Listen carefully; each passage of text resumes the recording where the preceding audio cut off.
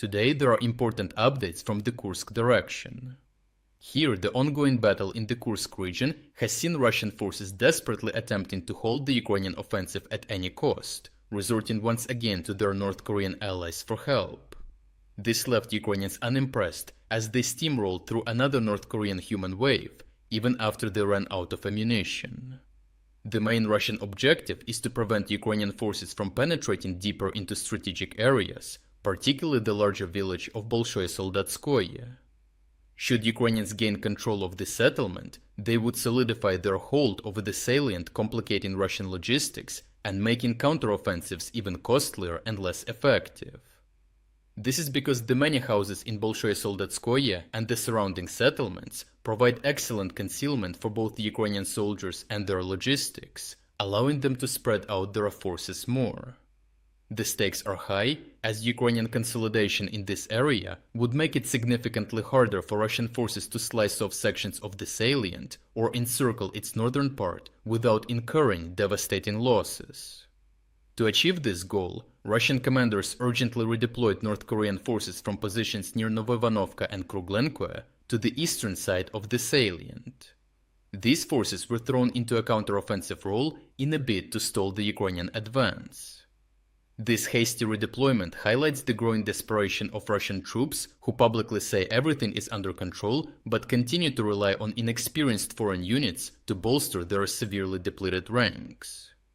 Using North Korean infantry in mass wave attacks provides a temporary advantage to Russian forces. Though outdated, these meat waves can slow down the Ukrainian advance, as clearing out these vast numbers from the area requires more time and effort.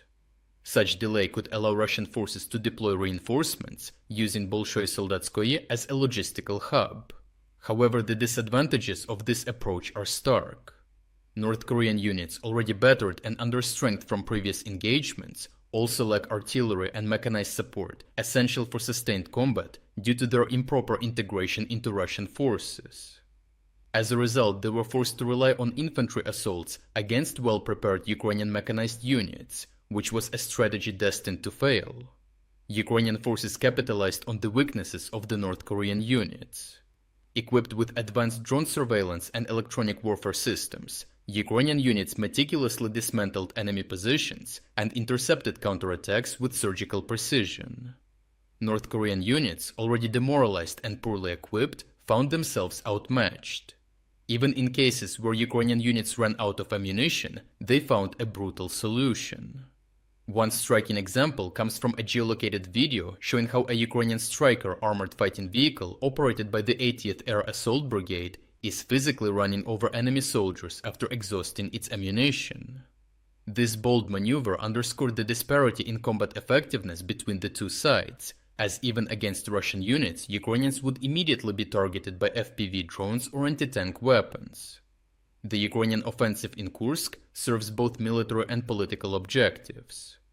Militarily, the goal is to disrupt Russian operations around the Kursk salient and force Russia to divert troops from other critical fronts, such as Pokrovsk and Kurakhov. Politically, the offensive aims to expose the weakness of Russian authorities and create domestic discontent.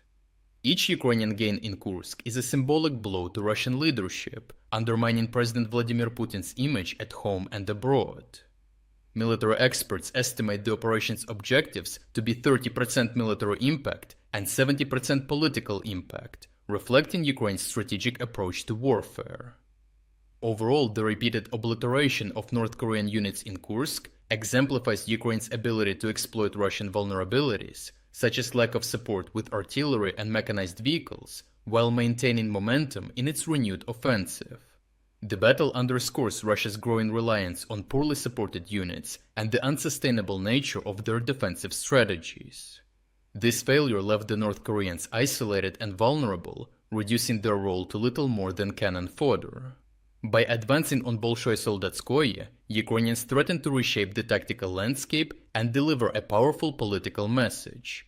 Russian forces are faltering, and their grip is not as strong as projected by the Kremlin. If you are against the invasion of Ukraine and you want to support the work that I am doing, consider subscribing